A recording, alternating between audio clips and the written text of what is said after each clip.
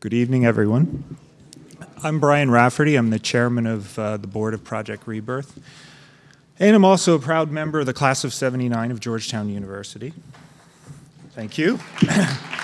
For those of you who are fellow class of '79ers, I know what you're thinking. And yes, I have cleaned up my act a good bit in the last 30 years.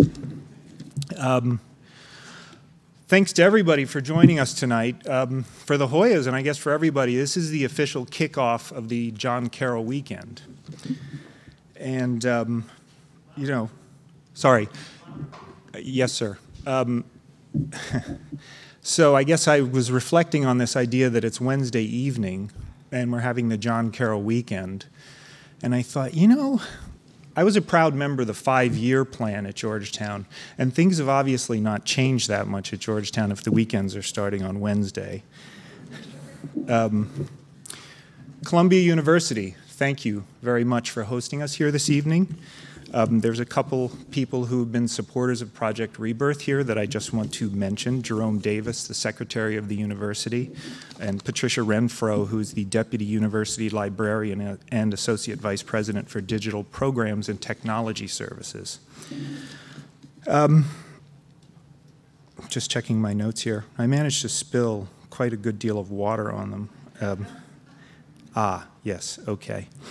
I want to thank someone else who is a very important person here from Columbia, who's sitting right there. That is Frank Moretti, who I think is looking down at his cell phone now.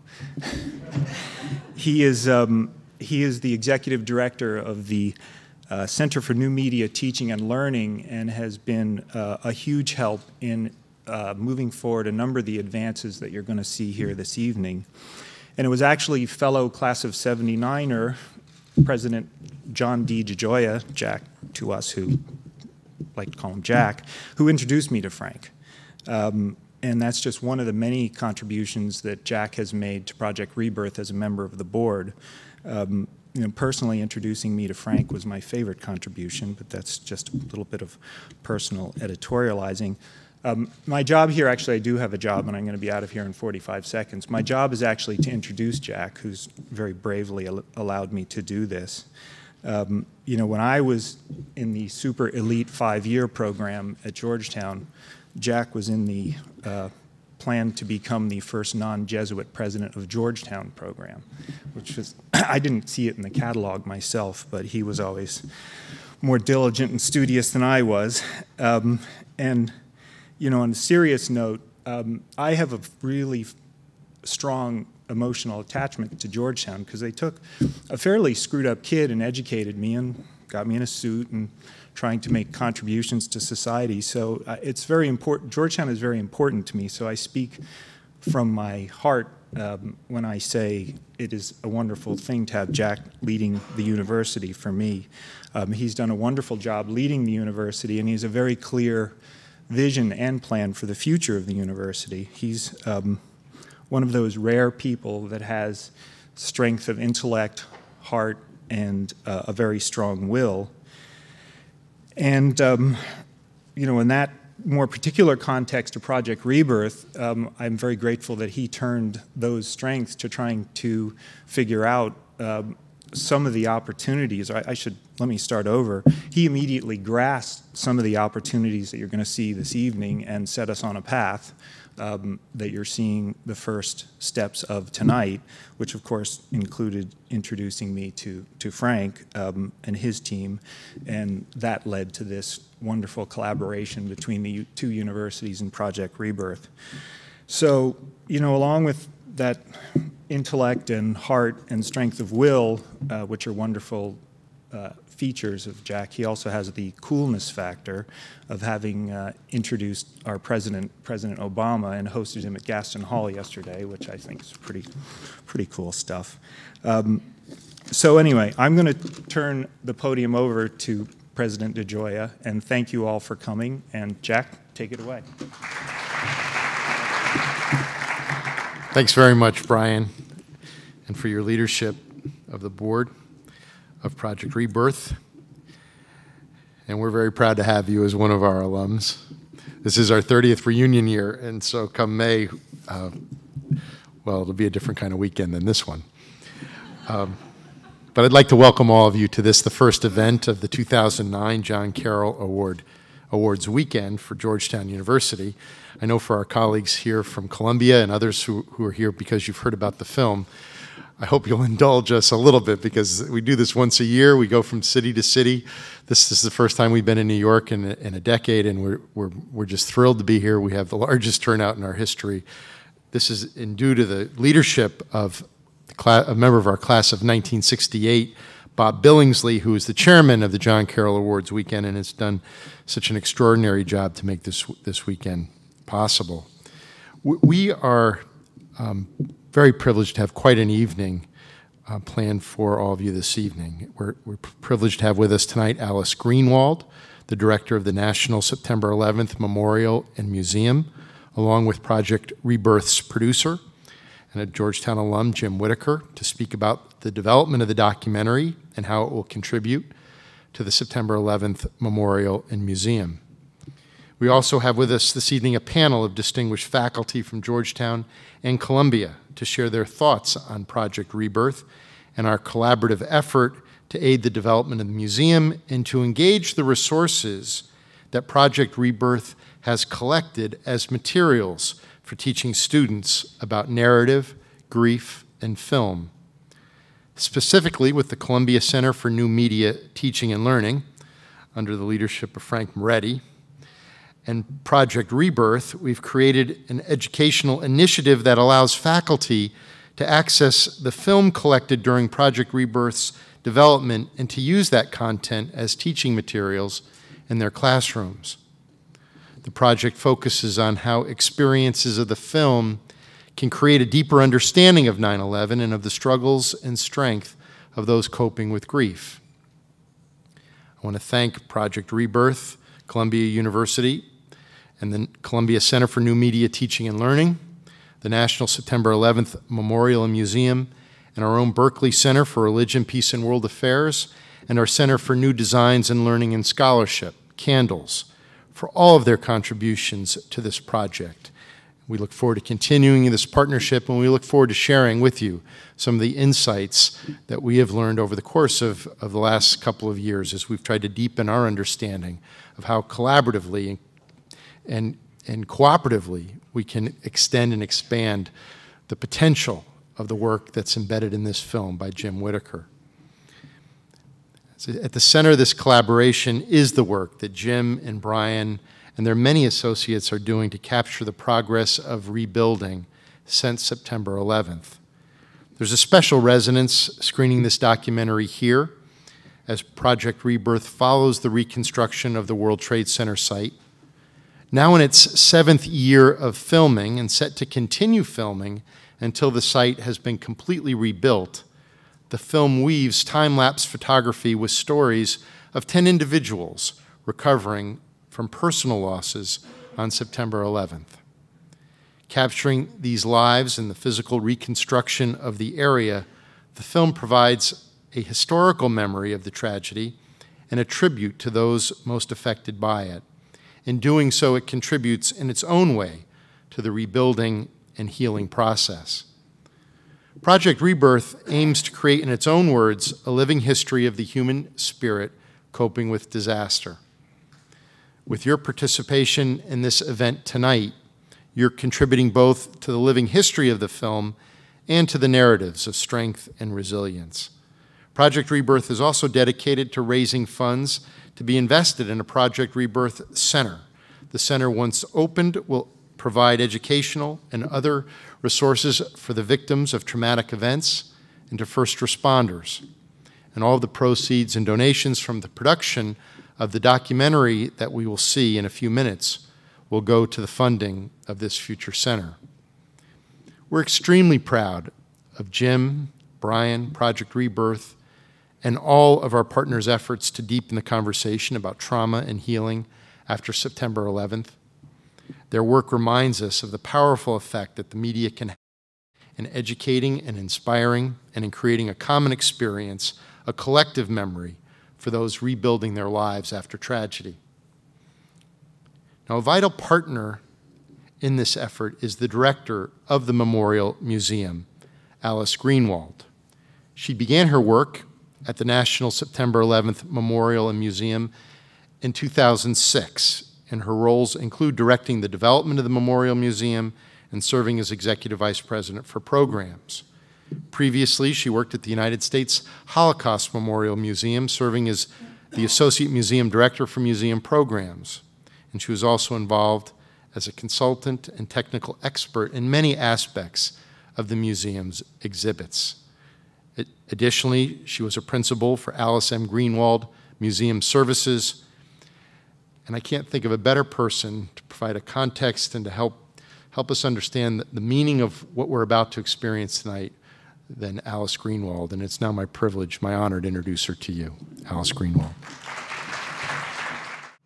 It's a privilege to participate in this program and to extend the already productive collaboration between the National September 11th Memorial and Museum and Georgetown's Berkeley Center for Religion, Peace, and World Affairs. In particular, I am honored to join with our partner, Jim Whitaker, in contemplating how the narration of complex human narratives, human stories, particularly stories born of unfathomable loss and nearly incomprehensible trauma, can contribute to healing, recovery, and resilience.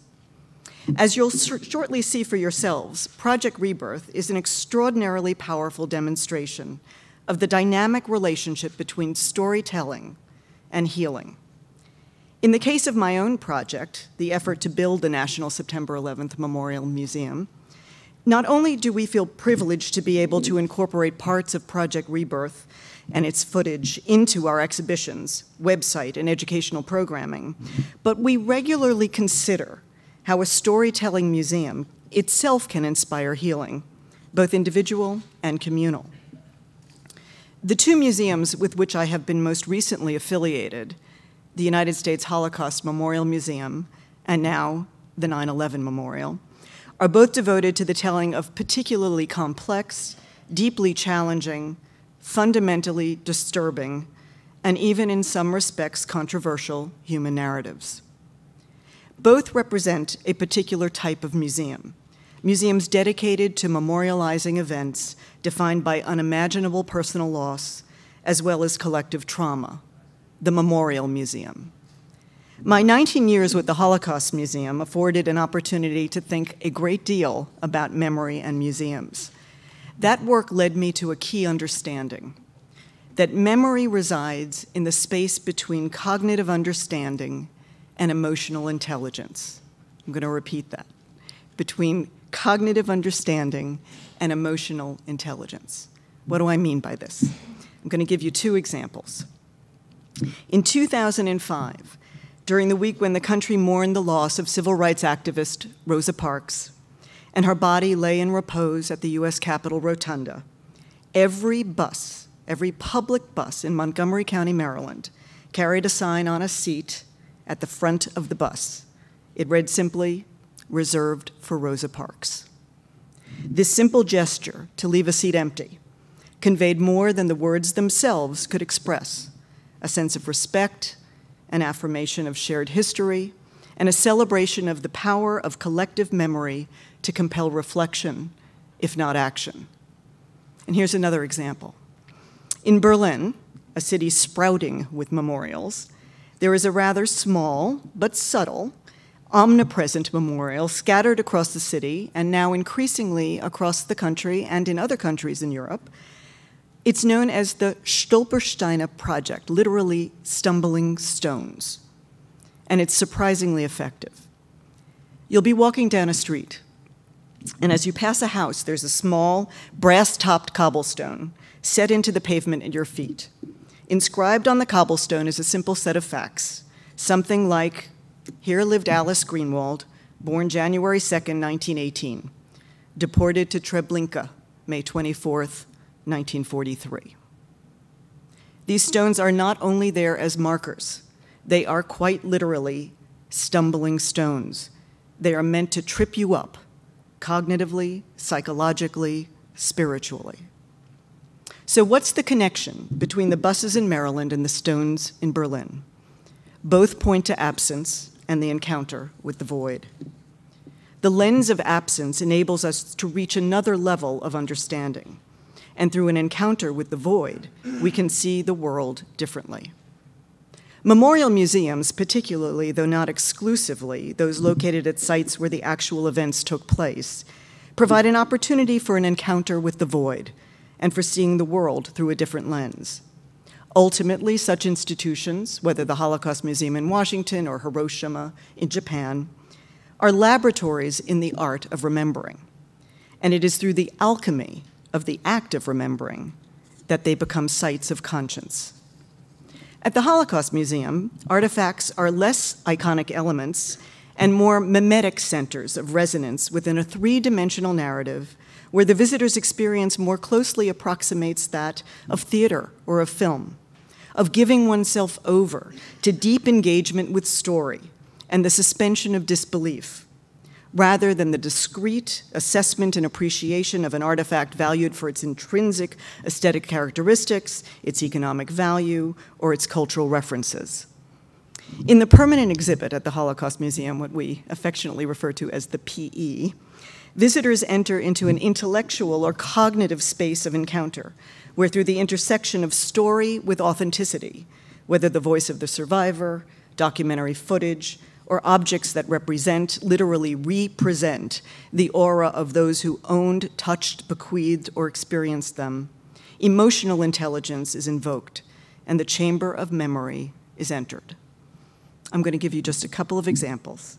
First, the boxcar, located at the virtual midpoint of the PE. By the time a visitor reaches this point, he or she will have experienced a compressed encounter with the unrelenting escalation of discrimination, deprivation, terror, and murder conveyed by the exhibition narrative.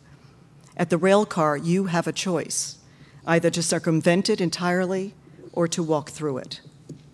Those who walk through it speak of the silence it contains, the sense of human presence, the smell of the wood, the immediacy of memory.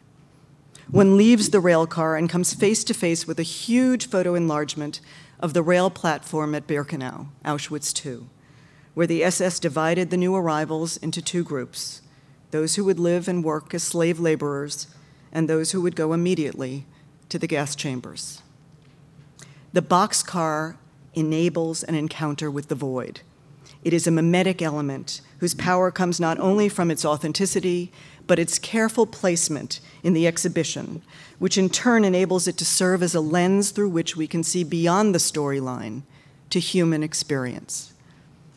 Another example at the Holocaust Museum are, of course, the shoes, thousands of them, the shoes from Majdanek that you encounter after traversing 2 floors of the PE, after passing through what I refer to as the heart of darkness. You cross one of the glass walkways, take a breath of relief as light streams around you, and you look out over the expanse of the Hall of Witness below, and you are not prepared for the crescendo of emotion that washes over you as you come into that first tower room. The smell again conveys meaning. There is a mustiness that is palpable. The shoes are just there, silent witnesses to the people who once wore them, the lives that are gone. I've experienced it time and again as I've taken people through that museum. They are stunned, there are audible gasps, and then there is silence. The chamber of memory has been entered. The paradigm established by the United States Holocaust Memorial Museum provides a key lesson for those of us planning the National September 11th Memorial Museum.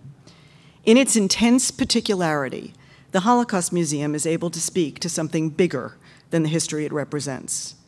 By inviting us into the common human space of the story, it speaks directly to conscience and ultimately to the need to act in the face of genocide. At the National September 11th Memorial Museum, we too have an opportunity and an obligation to remember well, so that the intense and immediate particularity of 9/11 can speak to bigger concerns. And so we have arrived at a few fundamental assumptions.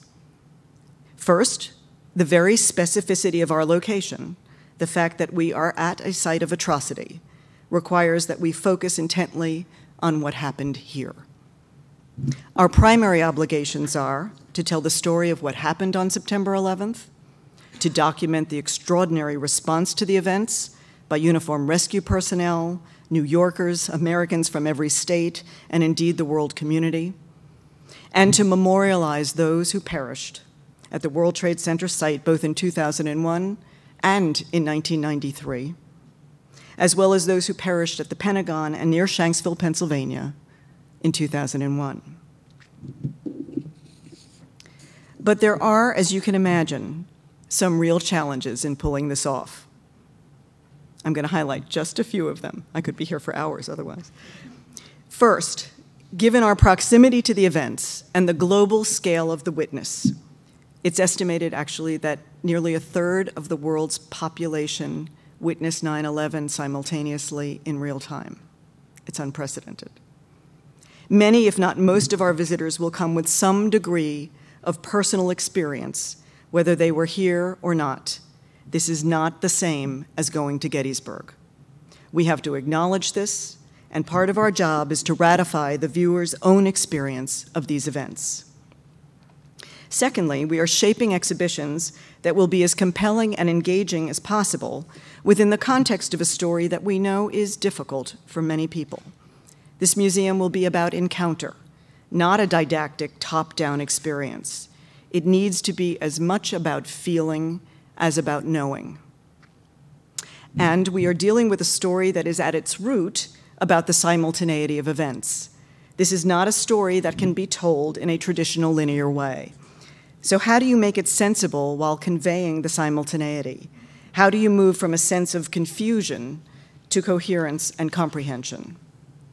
Finally, we are determined to make a virtue out of the necessity to balance what is essentially an archaeological site with both a powerful memorial obligation and a museum's responsibility to tell a story.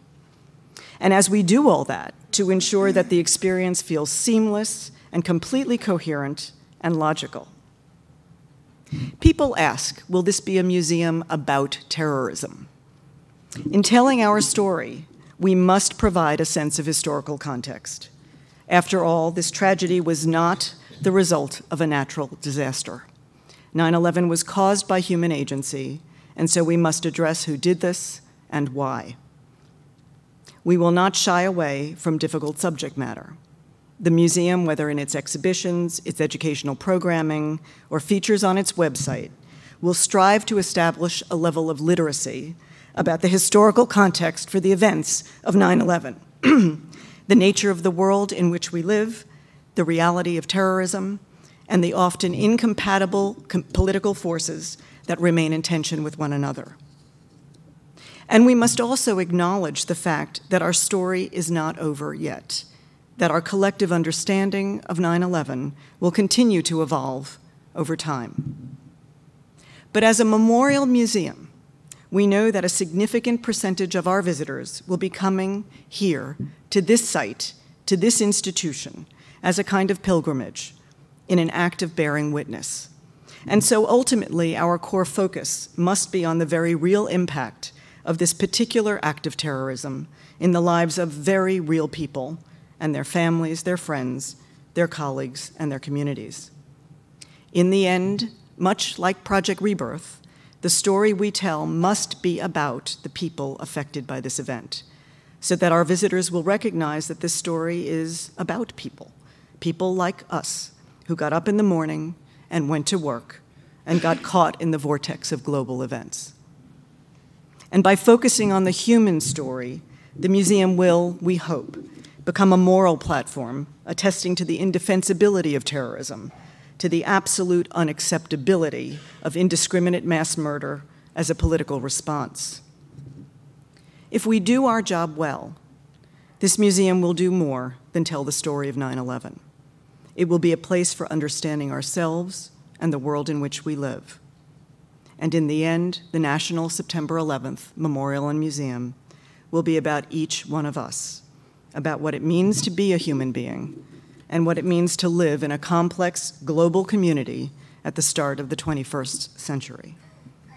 Our vision is an ambitious one, but the stakes are high. There is a scholar at the University of Michigan Professor Kristen Ann Haas, who's written on the Vietnam Veterans Memorial. She has said that memorials are the way we make promises to the future about the past. Our task, and one day that of millions of visitors to this museum, is to imagine the kind of world we want to bequeath to our children and grandchildren. This museum will be no less than a commitment to the promises we are willing to make. Thank you. Hi, my name is Jim Whitaker. I'm the director of Project Rebirth. Boy, I just want to say that was powerful. Think of Rosa Parks. It's very emotional. First of all, Alice, thank you so much. Thank you for the years I can say years now, we've known each other, and for the partnership. It's greatly appreciated. And thanks to your trusted team, Caitlin Olson and Sonnet Takahisa. I think you're here, Sonnet. I didn't see you. Thanks also, Jack. Thank you so much for your speech as well. It's wonderful to be here as a beginning to this weekend, which is just such an honor, you know. I'm not Obama, but I'm doing my best up here, have to say. No, bless you and thank you so much. It's really great to be here. Thanks, Frank Moretti. You've been thanked before, but it can't be enough because you've just been amazing. Thanks for bringing us all here together. And Brian Rafferty, who spoke in the very beginning, who put this all together. It can't be said any more simply. A partner, a friend who has just done incredible work for not only the film, but also for the center we're creating. So thank you for everything, and thank you for this. And I also want to thank many of the board members who are here. Adam Stoll and Art Calcanini. I saw Nick Wood on crutches, so I know he's here somewhere. Brian Sullivan, David Solomon, Stuart Shortenstein, and I want to thank you all for being here. There are other board members, but they're the ones that were able to make it tonight, so thank you. And then also the NYPD. As we move towards creating the center, we have developed a relationship with the NYPD to be in partnership with them, and they're wonderful people, Lieutenant Chuck Richards and Sergeant Hucum. I think it's always a hard name, but Sergeant Hucum Moore and Sergeant Johnny Nunez, thank you so much. And also wanted to say a special thanks to the Port Authority Police Department, retired Lieutenant Bill Keegan, who many of you know. My mom passed away 6 months before September 11th, and it was with that in my mind that I came to the site, the void, as you said, and it was a month after September 11th that I arrived and took a look at the void, and I was in a deep period of grief. I didn't quite understand it at the time, but I was dealing with a great amount of loss. And, you know, I was looking at a great amount of loss. And that was really powerful to me. And in one of those strange twists of life, I had a moment where in looking at it, I said, geez, this is awful. But, you know, one day, hopeful, I'm sure, thinking of myself, it'll change. And one day it'll look different. And I tried to imagine that. I thought, what would this place look like? My God, and one day it could be different. It could look very different than this. And I had a moment of hope. Not a word I could use in the beginning, but I had a moment of hope that it would change and it would look very different. So I decided, not right away, to be honest, I had this moment where I said, we need to put cameras up, we need to capture what has happened here, and then we need to keep those cameras up and have those cameras rolling for as many years as it takes to be able to show people where the site started and where it ended. That was the beginning of Project Rebirth. About a month later, the human toll was so apparent and powerful that it became clear that this was a film that couldn't just be the physical rebirth of the site, but had to be a film that captured, as Alice talked about, the human stories. So a field producer I was working with and myself worked to find 10 people who had been affected by the day And in part, I just want to tell you a little bit about that. Only to say that it was very unscientific. It was a process of looking at everyone, connecting with many people, having conversations, and then finding if there was an emotional fit, knowing that it was a very emotional journey and a really long emotional journey. So some people connected and they became part of the group that became part of the film. Other people connected and then said, no, I can't handle this. And all I kept saying along the process was, you know, when a door closes, a window will open. Just wait. When that happens, a window will open. And always someone would come in who became part of what is the group of people that is part of this film. I have 4 older brothers, so I'm the youngest of 5. And so at the same time, I was also watching a very curious thing happen, which was my brothers were kind of behaving in different ways towards the death of my mom. And it became sort of interesting to me to understand what they were going through. And by way of making the film, in a sense, I started to journey down this path, lockstep with these 10 people, as I started to investigate their grief. And at the same time, it was a reflection of my own grief. So it was this interconnection that we had that became part of this journey that we went on over a period of what is now 7 years. I'm editing the final film now. What you'll see tonight is just a portion of the film, to be clear. And I'm editing the final film now, and I'm every day in the editing room. And you know, I say this in part because this is really a story of learning, and as a filmmaker, I've learned an incredible amount. But the most amazing thing about it is that the learning just never stops. I mean, not only as a filmmaker, but in the watching. You know, I'm now in the place of really looking at 7 years in a short amount of time. And I'm now in a place to really, really intensely investigate the change and all of that. And I'm constantly saying to my wife when I come home, you know, guess what I learned from Ling? Or, you know, guess what I learned from Tanya? Or I didn't realize I was learning that. Or I saw this thing happen. And yesterday I was on the plane. I flew out here and I was going through the tapes of Tim Brown, who you'll see. And Tim was talking about the fate of the world and his fate that moved him from one place to the next and how it brought him to a place where he thought he was meant to be. And I just have to say I feel very privileged to feel like in some strange, fateful way, connected to the death of my mom. I feel fortunate to be in a place of being able to explore the lives of these people who have been incredibly courageous in sharing them with not only myself, but also ultimately with you and through our partnership with the museum, you know, the world. So I hope you enjoy the 30-minute piece. I appreciate you all being here, and I do really appreciate the lead up to this. It's really great to hear both Alice and Jack speak. So thank you so much. Enjoy the film.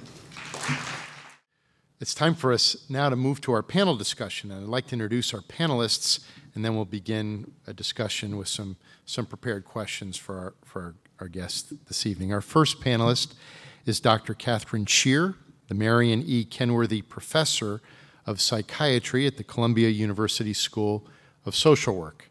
Her current research focuses on studies of bereavement and grief. In her work on panic disorders, she developed a series of scales which are used to assess, among other things, adult separation anxiety disorder.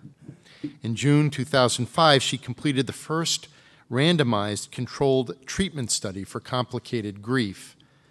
Over her career, she has worked at a variety of institutions, including the Payne Whitney Clinic, where she established the department's first clinical research program in anxiety disorders, the Cornell University Department of Psychiatry, the Albert Einstein College of Medicine, and the University of Pittsburgh, where she did clinical work related to women with mood and anxiety disorders.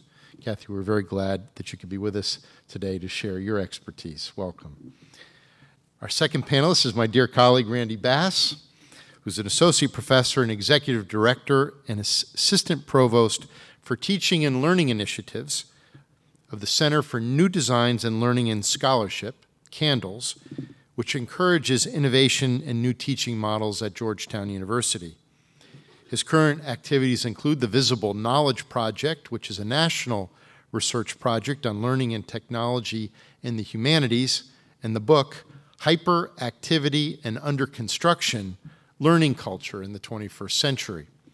He's received numerous awards and fellowships, including the Carnegie Foundation for the Advancement of Teaching and the EDUCAUSE Medal for Outstanding Achievement in Technology and Undergraduate Education. Thank you, Randy, for being with us tonight. Our third panelist is Dr. George Bonanno, Professor of Education and Psychology at Columbia University's Teachers College in the Department of Counseling and Clinical Psychology. His particular research interests include the ways that people respond to grief and trauma. His work on defining the psychological resilience in adults exposed to adversity has been funded by the NIH and the National Science Foundation, and the results have been published in Psychological Science. Welcome, George. Our next panelist is also my colleague and dear friend, fellow Georgetown alum, Dr. Bernard Cook. Bernie is the Associate Dean of Georgetown College and an adjunct professor of American Studies. He graduated from Georgetown in 1990 and then received a Master of Arts in 1991, and then he left Georgetown for a few years and went to the University of California, Los Angeles to earn a PhD in film studies. He currently teaches courses at Georgetown on social justice documentaries and the American documentary tradition, and his research centers on documentary video production, film and television, violence and spectatorship, and how the news covers war. He's the editor of Thelma and Louise. He worked on, that's a book about Thelma and Louise. He's worked on the short documentary Changing Room and has served on the Programming Advisory Committee for the Silver Docs International Documentary Film Festival. At Georgetown, he also has served as the Associate Director of the John Carroll Scholars Program. We're very glad to have him with us tonight. Welcome, Bernie. And then lastly, I'd like to introduce again Jim Whitaker, the director of this remarkable film, who'll be joining our panel as well. I'm going to sit down in a moment and join the panel, but I'm going to start with a question for each of my colleagues. We've been working together over the years now in trying to determine how a film like Project Rebirth can fit into the context of your own work. And I'd like to ask Kathy, Randy, George, and Bernie if you could offer your thoughts and perspectives, and I'll begin with Kathy. From the field of psychiatry and social work, how does a film like Project Rebirth fit into the nature of your work? Right, and Jack, thanks very much. And I just want to say before I start that I'm very honored to be here tonight, and I really want to say thank you to Jim especially, and to everyone else here, to you, Jack, and to Frank, for just amazing work in this area. And I think the answer to your question is, I think is really simple. I'm going to answer the question and then I'm going to talk about some other things. Not exactly, but the answer is that I think we have no idea yet, because it's so new, exactly how it's going to fit. And that's how I feel, because we have gotten these tapes only really a few months ago, and I've had just one opportunity so far, I guess we all have this semester, to begin to really mine the incredible amount of information that's in them, information at all levels, as Alice said earlier, information that's cognitive, information that's emotional, information that brings the two together, and much, much more than that. So I am going to tell you a little bit. What I want to do today is tell you a little bit about myself, a little bit about myself in connection with grief, actually, and then a little bit about how I've come to understand bereavement and grief in the context of basically being a clinician. I am a psychiatrist, and my work has focused for the last 10 years, actually, on the syndrome of complicated grief. So I want to tell you about that and what I think I've learned, and I'm sure as we watch more and more of this footage, we will learn much more about bereavement and grief, and probably about complicated grief as well, which I'll tell you a little about. And I'm going to end what I have to say with a demonstration of the tool that Frank has brought to us, Frank and his colleagues, really, because there are many other people involved in the project of the creation of the vital system, which we are now using at Columbia in the classroom, and which I think all of us have used, but I'm going to show you, I'm going to sort of demonstrate to you how it's used, because it's really, it's a very amazing tool. So just a few words about my own background. As I said, I've been studying bereavement, I've been studying complicated grief for about 10 years now, and I've personally interviewed some 300 people who are suffering from this condition.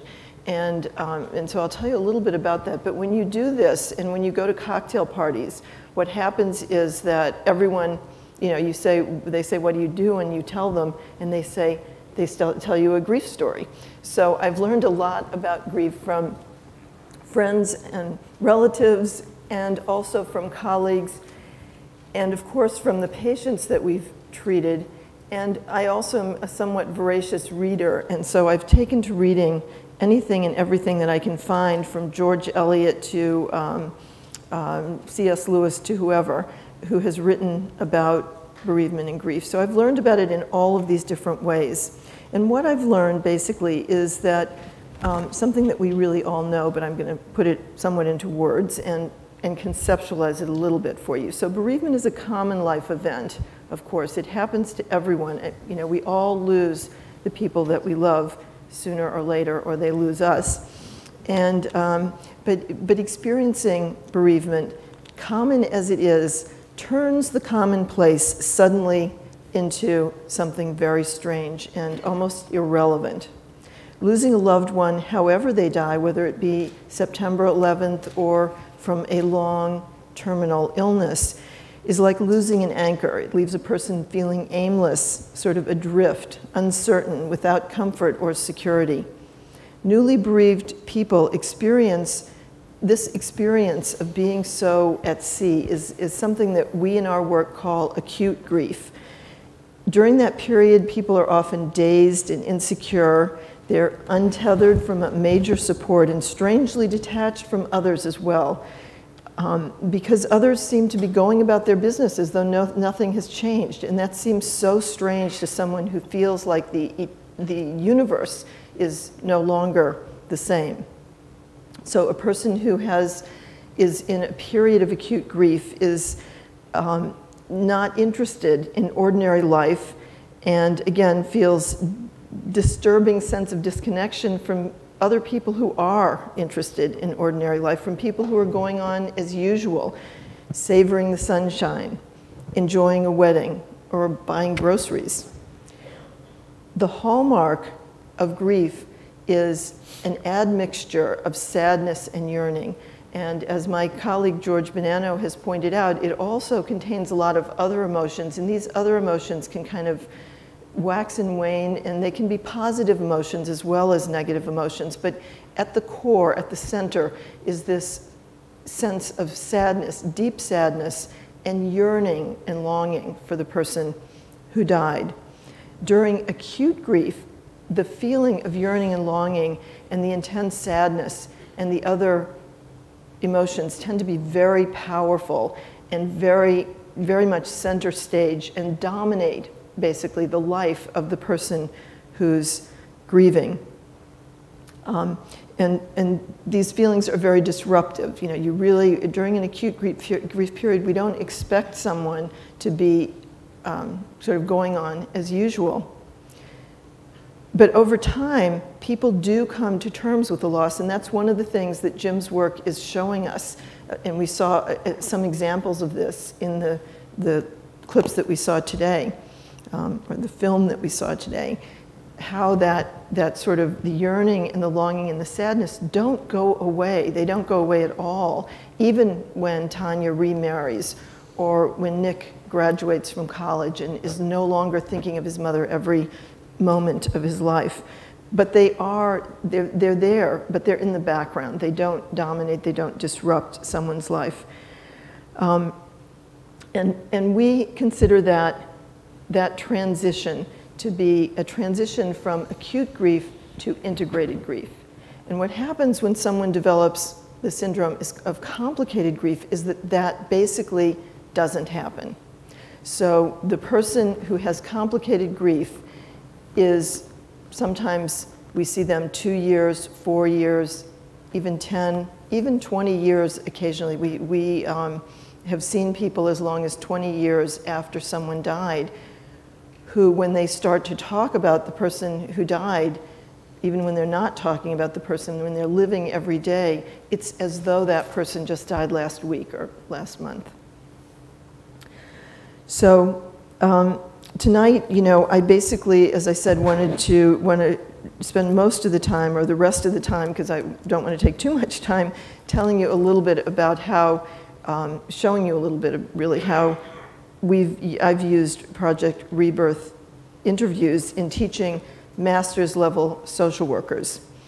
And in particular, I want to show you the tool, demonstrate the tool of VITAL that was developed by Frank and his colleagues at CCNMTL here at Columbia. And it basically permits students to write video essays. So what I'm going to do is show you how it works using an example from an interview that you haven't yet seen. The essay that I'm going to show you is focused on the first interview with a person called Brian, who's a 40-year-old married father, who's a construction worker and the son of first-generation Irish immigrants. He had 3 brothers, including his brother Michael, who was 9 years his junior and who was a fireman who died in the World Trade Center. Brian and Michael were very close. The segment that you're going to see represents a poignant description of Brian's state of mind. He's talking about an experience that occurred just a month after 9/11. And as we said, for a bereaved person, everything has changed, and the world they knew, as they knew it, has been shattered, and especially during an episode, of incredible trauma like this. And a future without this person is unimaginable.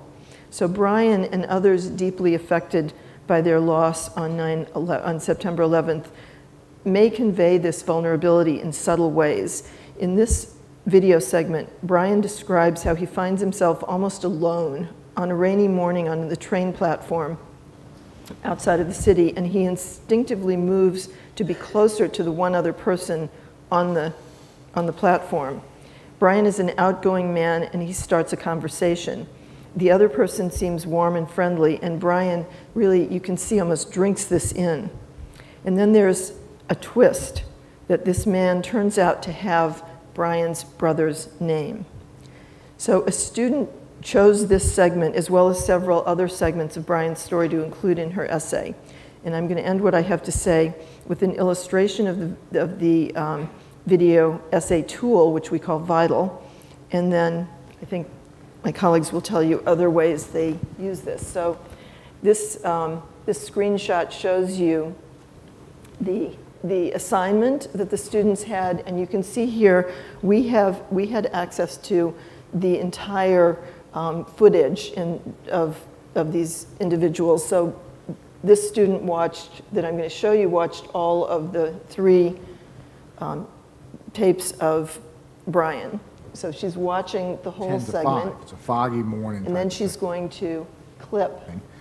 So she's clipped that segment, and she's going to describe it. You can see the description to kind of remind her as she writes her essay. And then she'll click on the Save button, and she's now saved that clip. And what's going to happen is we're just showing you this one segment, but eventually she's going to do that over and over for different clips that she wants to organize her essay around. And then she's going to write the essay as she did, and then she's going to insert, you can see the inserted videos, and we'll show you exactly how this clip gets inserted. And then, so you just click on that little button, and that's basically the essay, and then it's submitted, previewed and submitted. And this is, I think, a remarkable tool that can be used to great advantage to help students really focus in on what it is that these individuals are saying, and and begin to describe that. And then we can, as the instructor, we read this and we can provide alternative interpretations. We can help them see where they're missing something. We can use this tool in a really amazing kind of way. And I think my colleagues are going to show you some of those other amazing ways. So thank you very much for your attention.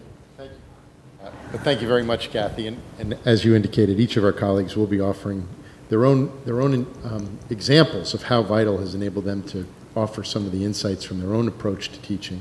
Let me now ask my colleague Randy Bass to offer his thoughts from the perspective of somebody so deeply engaged in the use of technology and new ways of teaching and providing opportunities for learning with our students. Thank you, Jack, and thank you, Jim and Brian, for getting me involved with Project Rebirth. I have a feeling it'll be a very long involvement. I'll be very happy about. Kathy said that this is really all very experimental, that we really are just trying to figure out what is the educational value of these tools. So in any good experiment, you always have to have a control. So I'm the control. So Kathy and George and Bernie are, what happens when you have people with actually some expertise working with these materials, and I'm the control of what happens when somebody with no expertise actually works with these materials. And so that's my role. And I used Project Rebirth, the film materials, in a course I taught in the fall that was just a first-year writing course that I had created new. I hadn't taught this course in a long time. And I wanted to use the Project Rebirth materials, so it seemed like a perfect match. I knew nothing about these materials, and the students know nothing, and so we see what would happen. And like most of my teaching, I really didn't know what I was doing. I just thought, we'll just try this and see. And Project Rebirth really made two appearances in this class. This class, my approach to teaching writing, we did some of the usual things you'd expect in a writing class, but really what I was interested in was the question of what does it mean to write? What does it mean to speak? What does it mean to have a voice in the 21st century?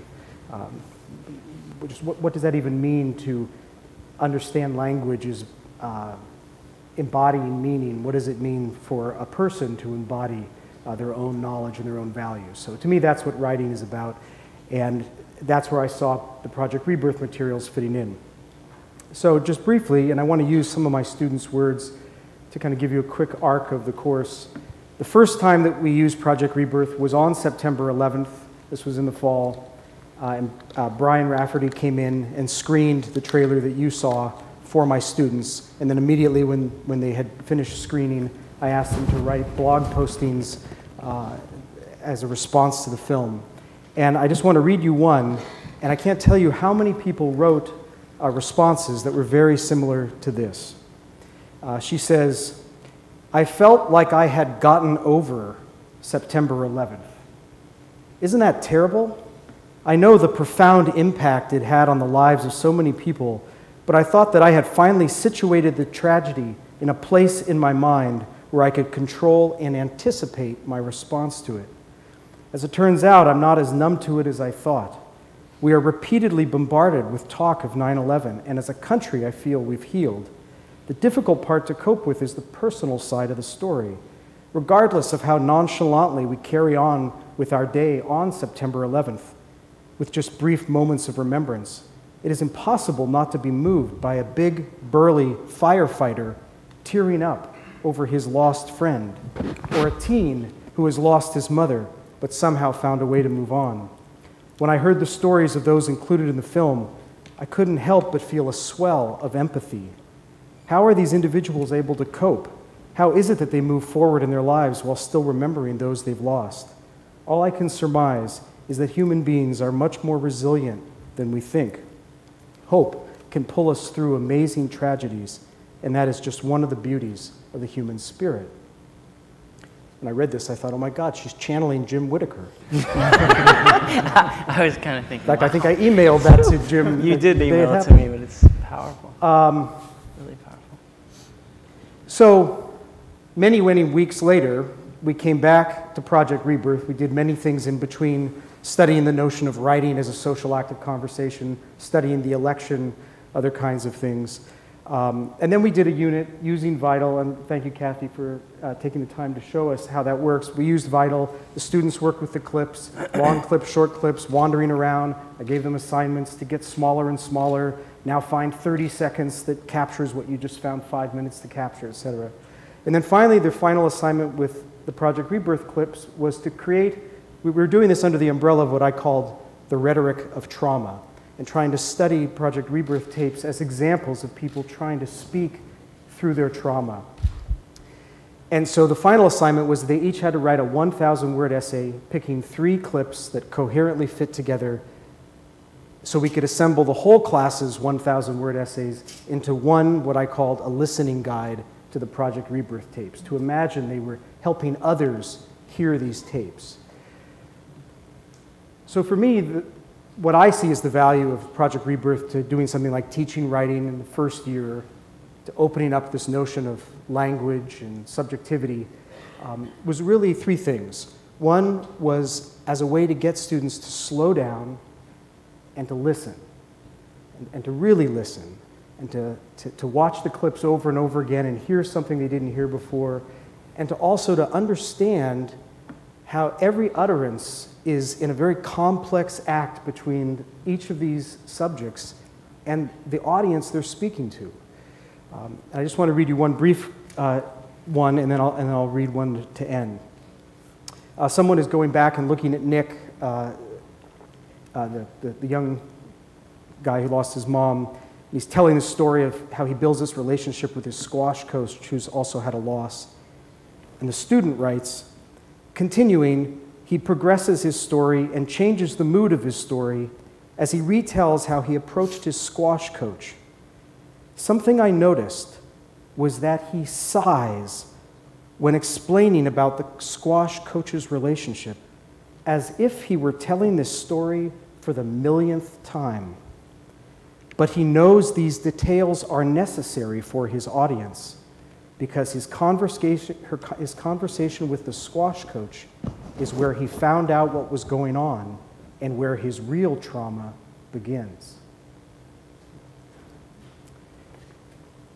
The second thing that I think that students really get out of this is they really develop a very interesting sense of language and the registers of language. And I have many examples, which I won't share here, of how they hear the interview subjects using language in ways that in high school they only think of are going metaphor hunting in short stories for your English teacher. But they start thinking about things what one student called personalized imagery. So that's another dimension of the rhetoric of trauma. And then the third thing that I think is really powerful, and I'm sure is common to all of us, is as a way of helping students develop a sense of empathy. And in this case, for me, empathy is deeply related to complexity, complex grief. Alice talked about complexity. Having a sense of what you thought was simple as being very complex, it seems to me, is the path to empathy. And as an English teacher, one of the things that I most like to do is to put complex texts in front of students that have what I would consider a surprising complexity. And I think the Project Rebirth tapes have a surprising complexity. So let me just finish by reading you one more. This is the last paragraph of the paper written by the student who wrote on September 11th, I thought I was all done with September 11th. So this is her last paragraph of the paper at the end of the semester.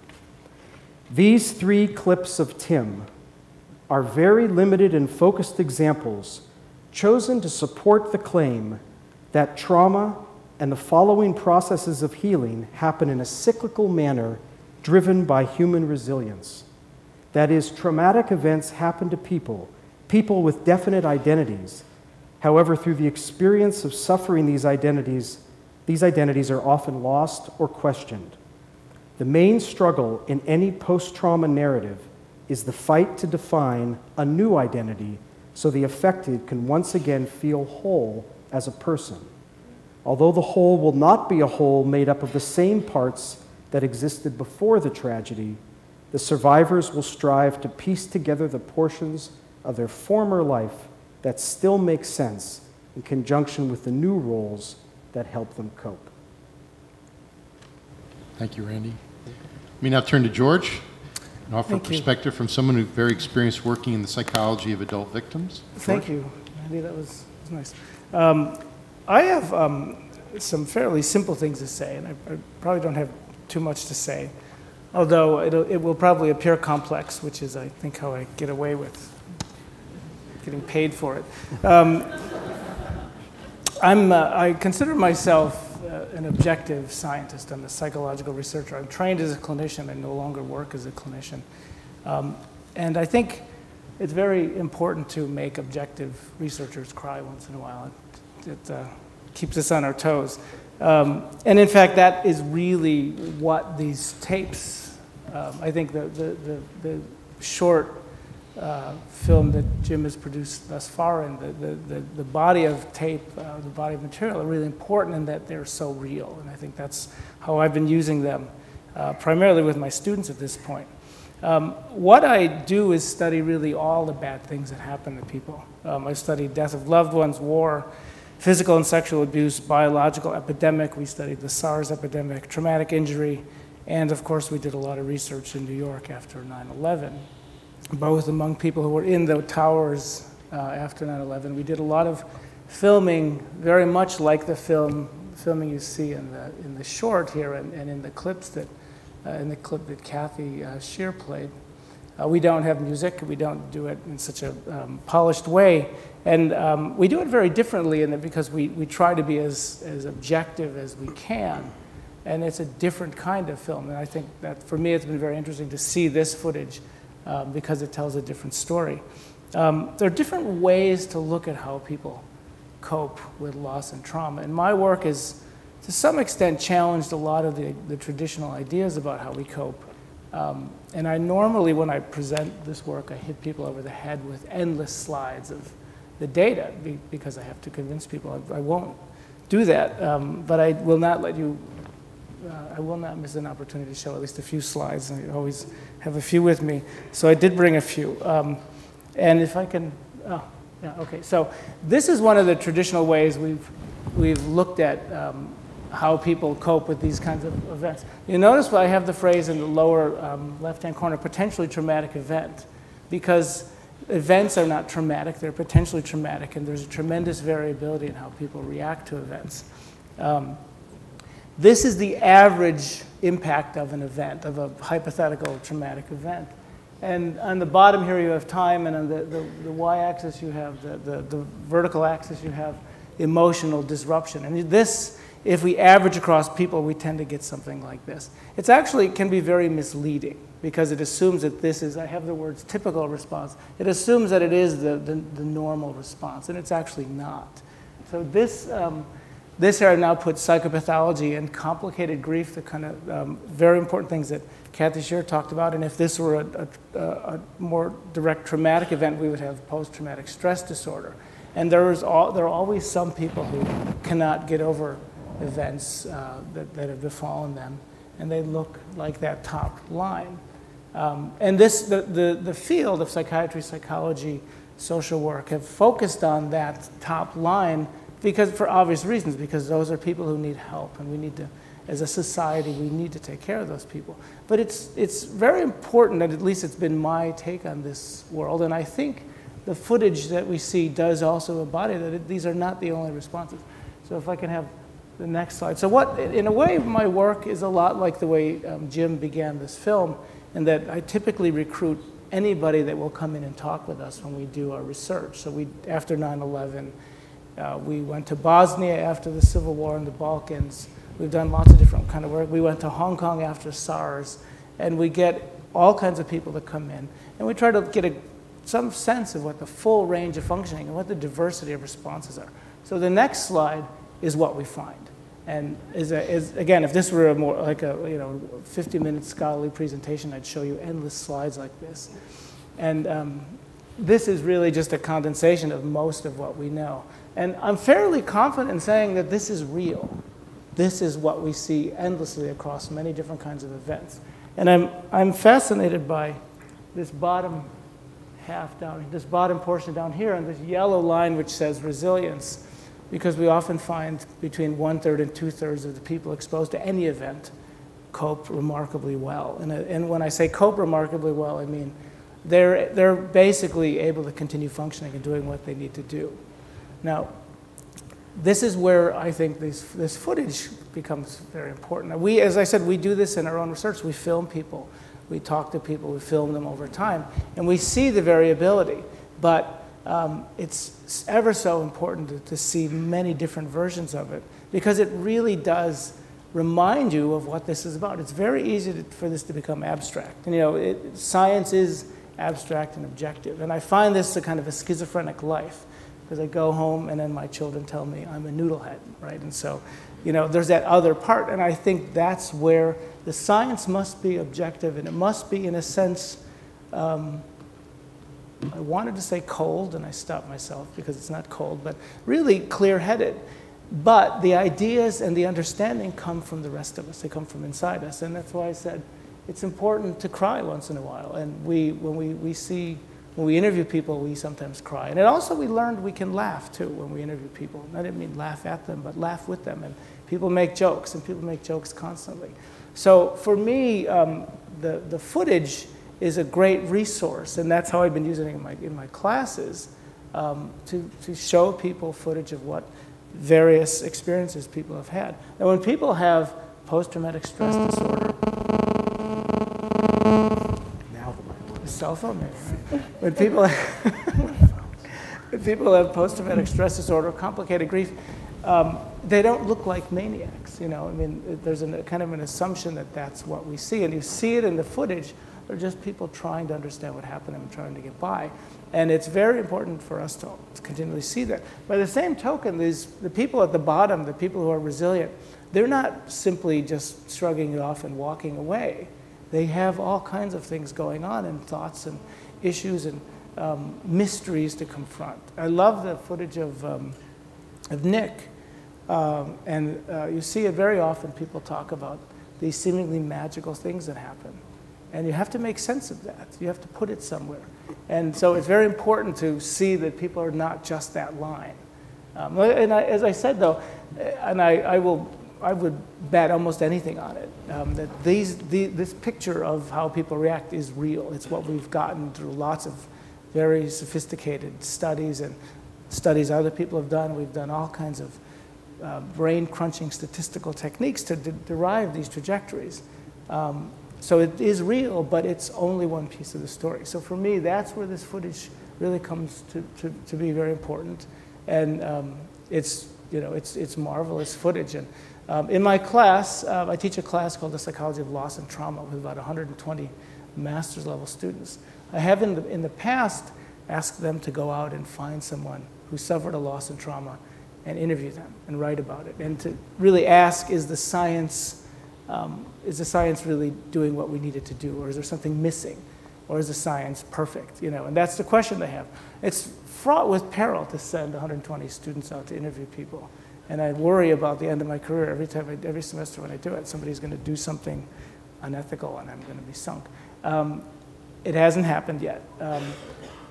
The footage, though, it gives us a great opportunity, and we've used it in my class this year. We showed Nick and Ling. And Nick was the young man who lost his mother, and then Ling was the Asian woman who was burned. And the requirement was they have to watch it all. And I didn't do any cutting and pasting, and I simply asked them to write about it. And because it's the same story for everybody, it allows me a chance to see. And there are all kinds of interesting things. We've had some discussions earlier as we were waiting at the beginning of the evening about what this kind of footage tells us and what the questions are. But for now, that's really where we're at with it. It is just the beginning of what we're going to do with it. And I do a lot of facial analysis and coding, and we'll probably be doing those kind of things in the future and using the clips that way. So I think it's just the beginning of what we can do with it. Thank you very much, George. Bernie, can you give us a perspective from someone deeply engaged in film studies? Thank you, Jack. I would say that my primary interest in Project Rebirth and in this opportunity to bring it into my teaching is with it as a documentary film project. Those of you who have been around Project Rebirth for a while, as some of us have, know that in the history of the project, when Brian Rafferty came on board, Jim's talked about this a lot, Brian was able to sort of help expand the vision beyond a film into the center, the idea of the center now into what you're seeing happening before you, the ways in which the film opens out to conversations across discipline in the academy. I want to make sure we keep some focus back on it as a documentary film project specifically. As I listened to Alice, I was thinking about the ways in which memorials and museums are systems or structures of understanding and feeling. And documentary film is another such structure of understanding and feeling with specific histories and with specific examples. In film studies, often, I'd say usually, students and scholars look at products. So would typically look at, say, the 30-minute cut of this, and then bring some tools to bear, theoretical, critical, maybe historical, to try and understand what's there as a unity. In the humanities, we'd call it a text, you know, system of knowledge, and we'd get into that text, we'd unpack it, whatever your favorite metaphor is, unpack it, deconstruct it, find the silences or the absences. What's unique about what we've been able to do through Jim and Brian and Project Rebirth's generosity with their material is to get inside of your process, to be able to look at this universe of relatively raw footage, the interviews themselves, without editing. So each clip that you've seen examples of in Kathy's presentation are a start and a stop of the camera. There's no editing within those clips. And they include, importantly, Jim, which I'm not sure yet, we haven't really talked about this, whether Jim's voice or Jim himself is going to be in the final product. And I think that's... Yeah. Is that why you're looking at me? Yeah, no, I want to, if you want to talk about it, I'd be interested to hear. No, I'm trying very hard to, it's from the very beginning, and it's been always my idea that in however possible, and it sometimes gets tricky because sometimes the subjects will talk about something that's very connected and interesting, and they'll kind of say, you know, Jim, or something in a kind of connected moment. And you know, my whole thing has been as much as possible to just, and I've said this, you know, a lot of people have heard this, so I feel like I'm repeating myself, is just to kind of put a mirror up to the site and really to the people, and just allow them to bring what they're bringing to it. Now, you have insight, and all of you, I guess, because you hear me asking questions and so forth. But as much as possible, I don't want to. I just want it to be as much, I talk about it being as purely as possible, you know, the thoughts that they would have when, you know, they're taking a shower in the morning. Can you open yourself up to just do that? And if I might continue just a little more, and then I'll stop, is just this idea that really a lot of listening, as you may have noticed. You know, there's just a lot of allowing people to talk. And then as that process happens, I've said to a lot of them, you know, you're going to recognize that you're going to be walking along a road and you're going to sort of feel an alley. And, you know, my thing is go down that alley. Or I'll often say to them, you know, what was that? Because I see something come across their eyes, and they'll say, well, nothing. I'll say, what, you know, and then they'll go, well, and then all of a sudden, boom, something just comes up that they've been thinking about. So as much as possible, I'm interested in a lot of those alleys and where they go, but as much as possible also not me being in it, you know. Which you know, in documentary production, most people would tell you as an interviewer, as students starting out, don't ask too many questions, hold yourself back, let the person talk. And Jim, you know, as you can see from the 30-minute cut, is wonderful at eliciting these stories and creating a space for them to be told. But it's important to me that we get not only this, the product, a version, an edited version, but everything else that, you know, as you say, is probably not going to end up in the feature version. It's really important for me to have my students be able to take a look at the moments where Tom Lappin, the cinematographer, is trying to frame the shot, and Jim's starting to warm up, and it's not really the film yet, right? It's the sort of interactions that happen before and around.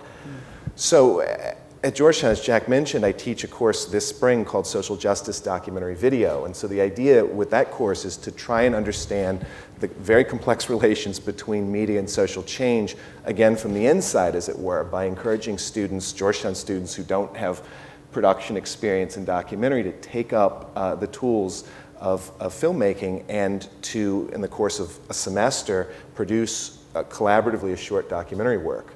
So these students have pitched an idea, they've researched it, they've developed it.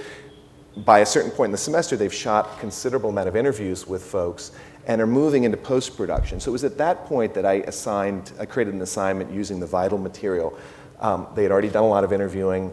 At that moment, I wanted them to go in and take a careful look and to use Vital to subclip to create these moments, as Kathy showed you, within these broader clips where you can focus down on a specific moment. This gets us to what Randy talked about as this goal a lot of us in the humanities and the sciences have for student learning. It's to focus attention, to get students to slow down and really attend carefully to language, yes, but also to me, to the formal ways in which film communicate.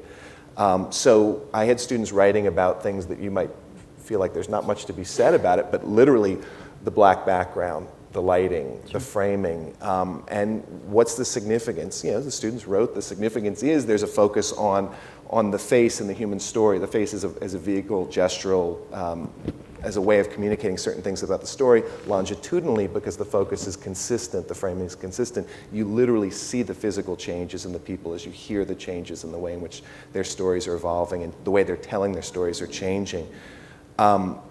You've only seen 4 so far, but there's, as Jim mentioned, 6 others. And one of the other interviews that I found most fascinating, my students really appreciated getting a chance to listen to, was Debbie Almontazer, who is a Muslim American who, in the interviews, wears the hijab, and wears actually a white hijab, which within this tight framing black background creates a very interesting visual composition that suggests her central problematic of familiarity and difference, of Americanness and otherness, of immigration, of faith. So even in that sort of slowing down, looking very carefully at the way in which the interviews are composed. And then in the assignment, other students wrote about and thought about Jim as an interviewer, and sort of when you ask questions, when you, at certain moments, offer stories from your own life, as you did for us here, talking about your mom, for example. Mm-hmm. There's a moment when Jim's interviewing Nick, where Jim offers up, and this is, I assume, early, 2002, right? In the first round, maybe, where you offer up your story, sure, and then invite Nick to sort of take that as a stepping off point for him to begin to talk about his mother. And then finally, the second part of the assignment was to think about the ways in which, to really try and think through at least the process that Jim and Kevin, his editor, are going through right now, which is how do you structure, how do you create sense and meaning out of this incredible repository of material. And again, in Can you share those papers with me? Yeah, I'd be happy to. Right? In fact, I offered earlier tonight. Yeah. And so they had some ideas. One young woman, Katie Jones, who's an American Studies American Studies major, talked about squash as this sort of through line for Nick, and how he talks about learning squash in Brooklyn Heights, and how it sort of said something about where he's from and what he did. And squash is this thing that he carried through all the way to Yale, through Yale.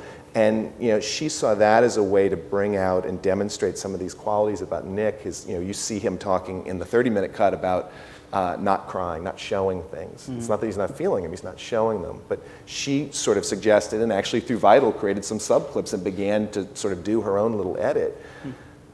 So for me, this is a really terrific opportunity and a unique opportunity in film studies to get inside of the process of making a film as it's happening. And very, very few filmmakers are brave or foolhardy enough to allow that to happen. And I deeply appreciate you being brave and not foolhardy and letting us do that. It's had a great impact. Thank you, Bernie. Thank you. Jim, let me ask you a question. Sure. It was just a couple of years ago, so you were 5 or 6 years into the filming of this documentary, when we began a conversation regarding how a university, and now in our case 2 universities, might be able to work together with you in creating more experiences, more opportunities out of this extraordinary material that you've collected. Now that you're in this for a couple of years, what do you make of this? Well, did you ever imagine that this is how the film would be used? No. I'm honestly, I'm humbled. I appreciate it. What happened was Brian Rafferty had invited Jack to have dinner in Los Angeles, and I was explaining to Jack how there was this part of me that had this belief that the film could be more than just a film, and that it could actually be helpful to people, that it could help people in a real, meaningful way.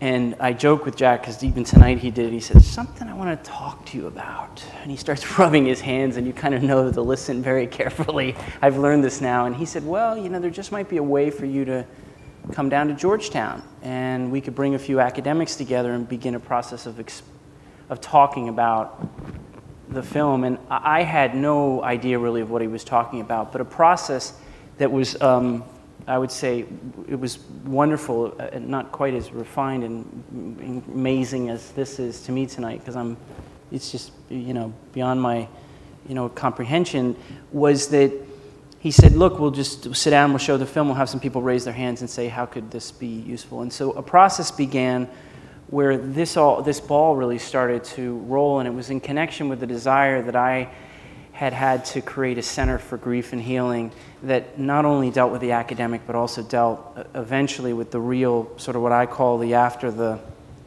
after a disaster happens and the bottles and blankets have been left.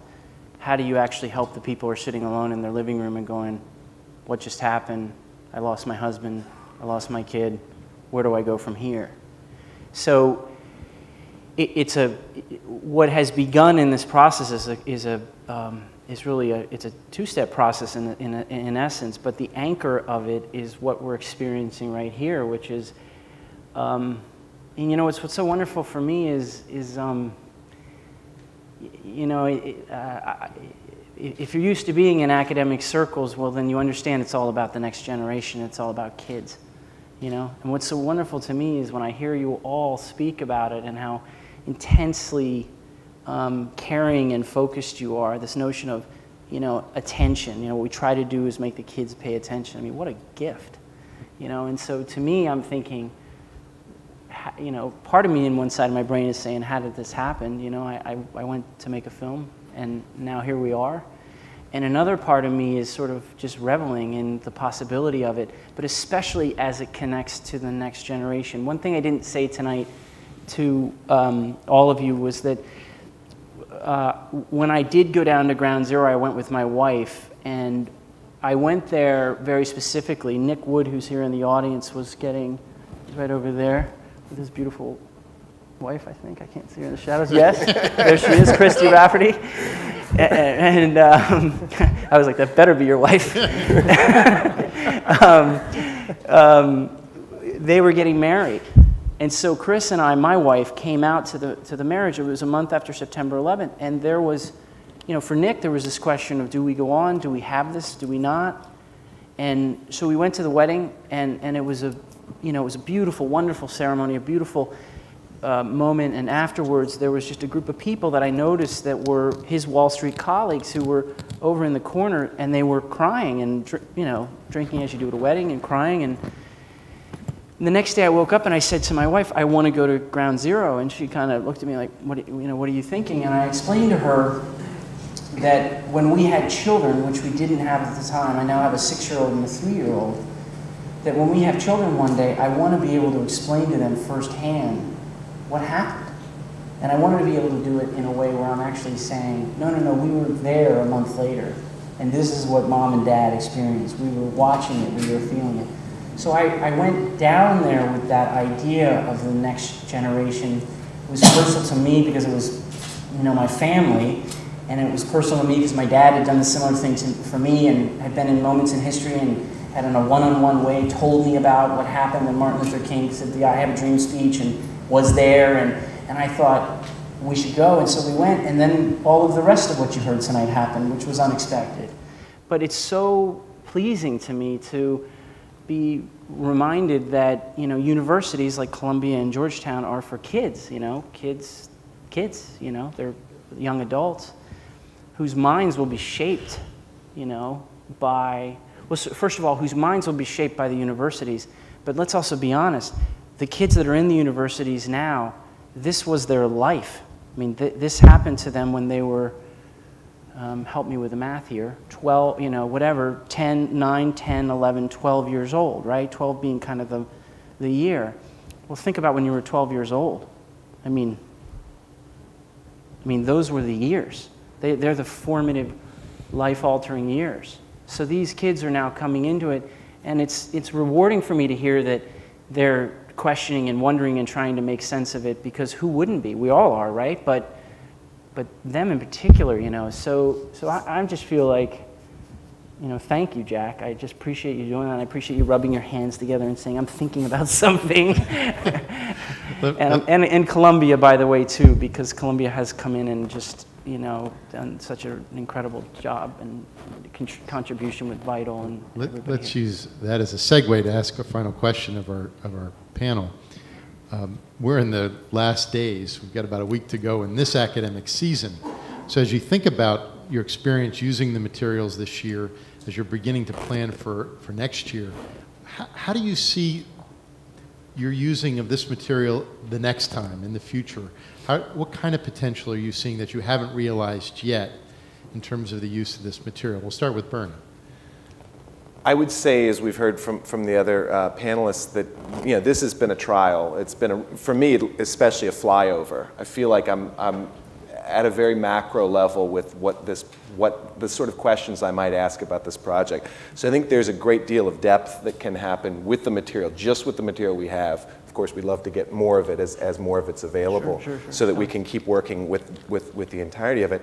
And I guess I would say, you know, an idea that Jim and I have talked to before about maybe at some point bringing some Georgetown students out to Los Angeles to physically interact with his process as the film's coming together, to really engage this question of documentary work and of documentary as a system of knowledge. So maybe next academic year we could do something along those lines. We'll see.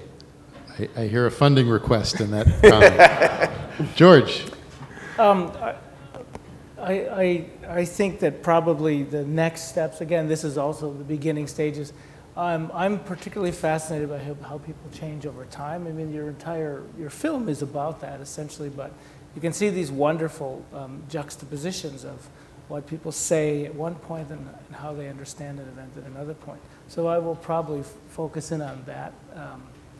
I'm also interested in a kind of in a way that might excite my less psychological, more humanities-oriented colleagues here about the way that this footage differs from the kind of footage we obtain when we simply standardize everything. And I was very intrigued by the point, this is not really the question, but people are leaving, so what the hell, I don't know. When you had mentioned that whether or not Jim would be in the footage, and in our earlier research, we used to actually, and I think I mentioned this when we talked over the phone, Bernie, that we used to always have the interviewer in the film as on a split screen.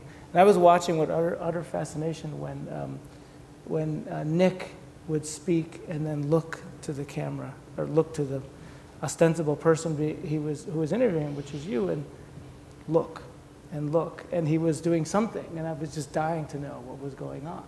And so there's a lot of that, and it raises all kinds of questions in a psychologist's mind of how people cope. Is partly how we deal with all kinds of things. It's all interpersonal. It's how we deal with the person in front of us, and that's a fascinating subject for us. And so it really raises all kinds of wonderful questions about what are they doing with the person interviewing them. And I mean, this is not a filmmaker's question; it's a psychologist's question. And we actually do we show our films to other people and ask them how they feel, and that actually predicts how well a person's going to do. So those are enormously interesting questions. Sorry to deviate a little bit from the posed question. Thank you, George. Randy, what's next for you?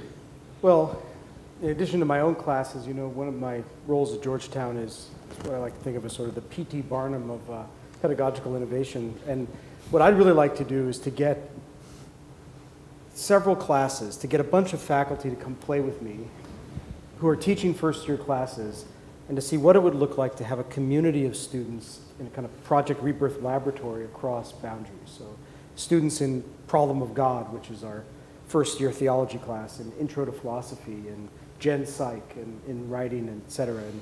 And what it would look like for a whole bunch of students who don't know each other to come together in some kind of social environment to work on the rebirth tools and to build on each other's knowledge. Randy's self-deprecating humor does miss a crucial dimension of what he means to us at Georgetown. Randy's a national treasure in the field of new designs for learning, and the degree to which Georgetown today is continuing to adapt to provide our students with the best possible experiences is because of Randy and his presence and what he's doing in our community. So thank you. Kathy, would you like to offer perspective? Yes, I'm very much thinking about what I want to do, and tonight was very, very interesting, and I'm very interested in what Randy just said, because I've been sitting here thinking since he spoke that I'm going to call him up and ask him for his assignments, because I do think that what I will plan to do is to use the tapes more longitudinally than right now. It was just one assignment. I'd like to do it across time through the semester, and I really liked the idea of building from a very small segment to a larger segment, and I have to think more about it, and I really will call you. Maybe we can have a community of Columbia and Georgetown students. Yeah. Jim, you're in the editing room. So Yes, tell sir. us, what comes next? How do you see the trajectory of the film coming to a close? Well, I wanted to mention one thing, which I think many of you know, but I'm actually doing it somewhat for Alice's benefit. The film ends in the 2005 here. They're doing a lot of building at Ground Zero. So I just want you to know that lots of things are happening. I know most of you, some of you from out of town, but most of you from here know that, but I just wanted to say that.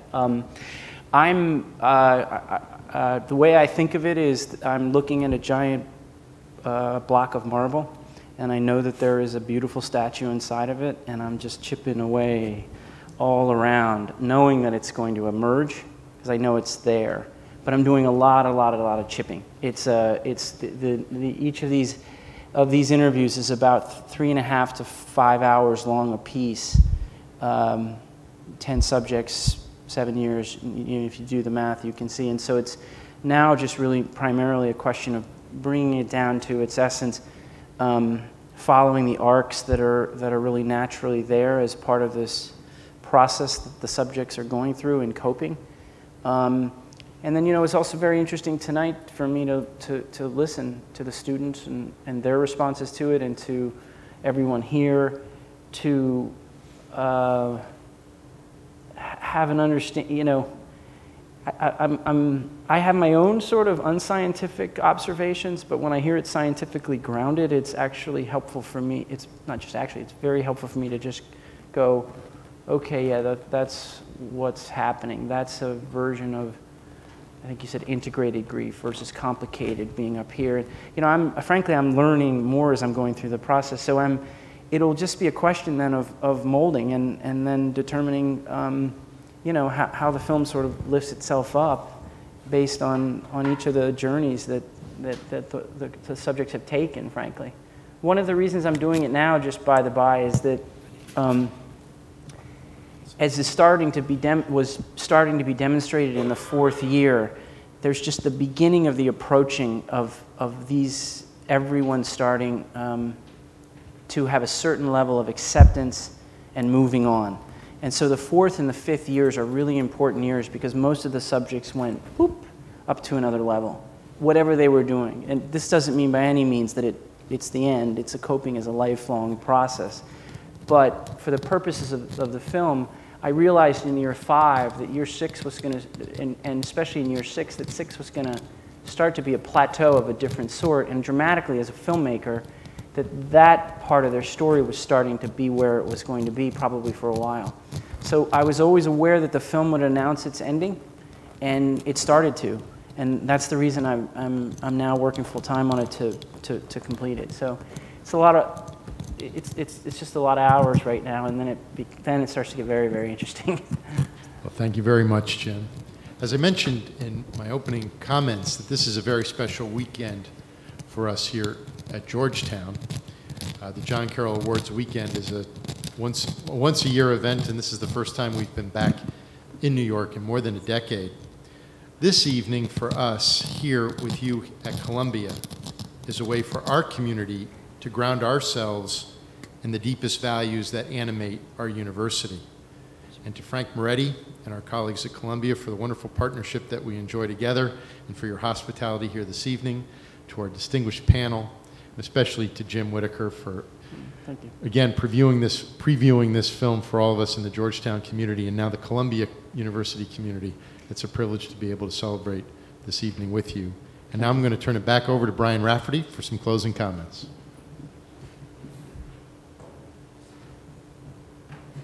No comments, just thank yous. Jack, Kathy, Randy, George, Bernie, Mr. Whitaker, Alice. Thank you all so much for coming tonight. This is not easy stuff, but it's very important stuff, and it's strange how something so terrible can bring good people together and create good out of the awful. My personal reflection is, in this stage of life, it's just thrilling, and Jim used the word humbling, to work with people like Alice, Jack, Kathy, Randall, George, Bernie, etc., to make something very good out of something that is very bad. And hopefully all of you came away understanding a little bit more about the moving parts of Project Rebirth, which are ultimately all built on Jim's film. That's what this is really all about. So thank you very much for coming, and if you have, wait, I have an official announcement. Frank's team will be presenting this event back to the university, Columbia University, as part of its university seminar series on new media teaching and learning. You know, I would have been very disappointed if we had an evening with academics where they didn't use the word pedagogy, and I think Randy threw that in just for me. So I have learned a new word tonight, which I'd asked Frank about. This means there will be a rapporteur providing a text summary. I have no idea what a rapporteur is. I think it, well, there you go. That sounds like reporter to me. I'm defining that. Providing a text summary as well as a video of the entire event, that's with the exception of the 30-minute film screening. So there is a link to both of these will be mailed to any of you who have given us your email address, and you're encouraged to share the link with friends, colleagues who could not be here or might be interested. So with that official announcement, thank you, everybody. Thanks for coming. Thank you, Jack.